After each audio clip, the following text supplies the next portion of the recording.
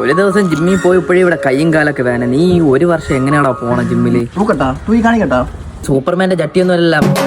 നീ വല്ല ടിപ്പ് കൊണ്ടുപോയി പറഞ്ഞു തരാനാണ് നിന്റെ അടുത്ത് പറഞ്ഞത്, അല്ലാതെ നീ ലോറി എടുത്ത് മറിക്കണ കാര്യമല്ല ഞാൻ പറഞ്ഞു. ഐഡിയകളൊക്കെ ഒരുപാടുണ്ടാ. നിനക്ക് പെട്ടെന്ന് പെരുവണോ പയ്യെ പെരുവണോ?